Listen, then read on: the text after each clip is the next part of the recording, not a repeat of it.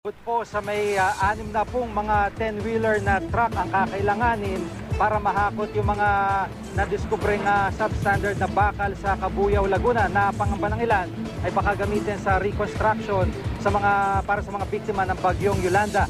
May live report si Jay Sabale. Jay? Sige, ang pinangangambahan ng mga otoridad baka sa Tacloban Leyte ang destinasyon ng tone-toneladang substandard at uncertified na bakal na nasabat sa isang warehouse dito sa Cabuyao, Laguna upang gamitin sa rehabilitation sa lugar. Kabilang sa mga nakuha rito sa South Luzon Steel Industrial Corporation, ang 62 bundles ng deformed steel bars, isang 10-wheel truck load unbranded o unmarked steel wires, 4,555 pieces ng GI pipe na may iba't ibang sukat at 7,126 unbranded GI pipes na may iba't iba ring sukat na mga pawang walang mga Bureau of Philippine Standard license. Inestima itong nasa 1,180 metric tons o nagkakahalaga ng 40 million pesos. Pinaniniwala ang smuggled mula sa China ang mga illegal na materyales.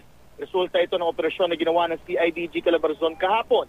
Kinilala ang may-ari ng warehouse bilang si Luis M. Go na isang Chinese national. Delikado ang mga nasabat na bakal dahil ang mga materyales ay ginagamit sa paggawa ng mga infrastruktura na maaring makaapekto sa buhay ng tao o makasira ng ari-arian tulad ng angle bar na ginagamit sa biga, galvanized pipe sa tubig o gas, galvanized wire na pantali sa mga steel bar at deformed steel bars na kadalas ay ginagamit sa poste.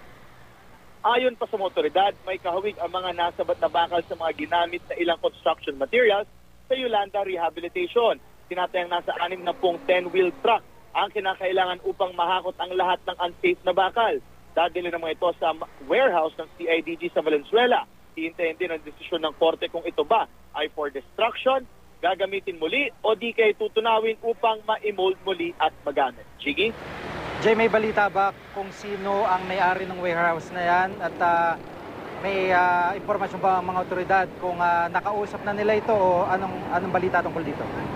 Okay, ayon sa mga otoridad, nakilala nila ang may-ari ng warehouse bilang isang Luis M. Go. Pero paglilinaw naman ng mga otoridad, no, yung naturang warehouse ay pagmamay-ari lamang pero wala namang kinoconstruct doon o tunawan at ginagawa doon mismo yung mga materyales. Jiggy? Oo.